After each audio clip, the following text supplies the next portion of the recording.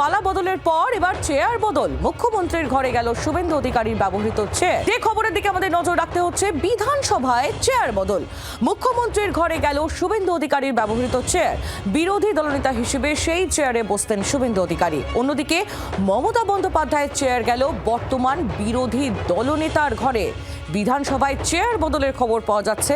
পালা বদলের পর এবার চেয়ার বদল। মুখ্যমন্ত্রীর ঘরে গেল শুভেন্দু অধিকারীর ব্যবহৃত চেয়ার।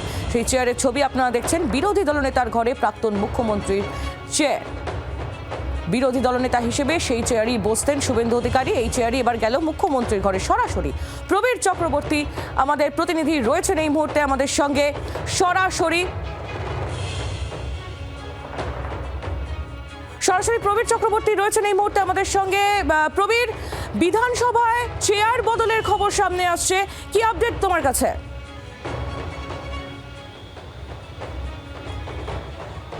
দেখো, বিধানসভায় স্পিকারের ঘর বাদ দিয়ে আর যে দুটি ঘরে সবার নজর থাকে সেটা হচ্ছে মুখ্যমন্ত্রীর ঘর এবং বিরোধী দলনেতার ঘর। এই দুটি ঘরের মধ্যে শোনা যাচ্ছে বা জানা যাচ্ছে চেয়ার বদল হয়েছে। কীরকম?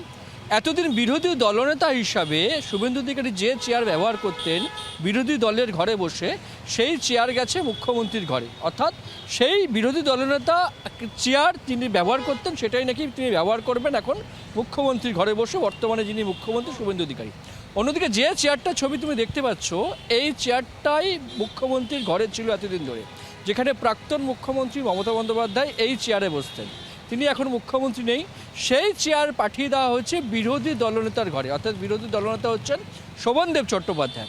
সেই শোভনদেব চট্টোপাধ্যায়ের ঘরে দেখা যাচ্ছে যে প্রাক্তন মুখ্যমন্ত্রী বিধানসভা যেই ঘরে বসতেন সেই চেয়ার এখন এখানে রাখা রয়েছে। যদিও জানা যাচ্ছে যে শোভনদেব চট্টোপাধ্যায় তিনি হয়তো এই চেয়ারটি ব্যবহার করবেন না। তার কারণ দুটো কারণ। একটা হচ্ছে 15 বছরের মুখ্যমন্ত্রীর চেয়ার তাদের ঘরের, তাদের দলের, এবং পাশাপাশি দাঁড়িয়ে দলনেত্রী অন্যদিকে মমতা বন্দ্যোপাধ্যায়। এই চেয়ারটা ব্যবহার নাও করতে পারেন বা করবেন না ধরেই নেওয়া যায় শোভনদেব চট্টোপাধ্যায়। কিন্তু বিধানসভার অন্দরে এই দুই মূল ঘরের মধ্যে চেয়ার বদল হয়েছে বলে জানা যাচ্ছে। আহিল, ধন্যবাদ প্রবীর তোমায়। প্রবীর চক্রবর্তী আমাদের প্রতিনিধি ছিলেন সরাসরি আমাদের সঙ্গে। বিধানসভায় চেয়ার বদলের খবর। মুখ্যমন্ত্রীর ঘরে গেল শুভেন্দু অধিকারীর ব্যবহৃত চেয়ার। বিরোধী দলনেতা হিসেবে সেই চেয়ারে বসতেন শুভেন্দু অধিকারী। প্রবীর, তুমি আমাদের সঙ্গে থাকো। বাংলার আওয়াজ, বাঙালির আবেগ, জি 24 ঘন্টা।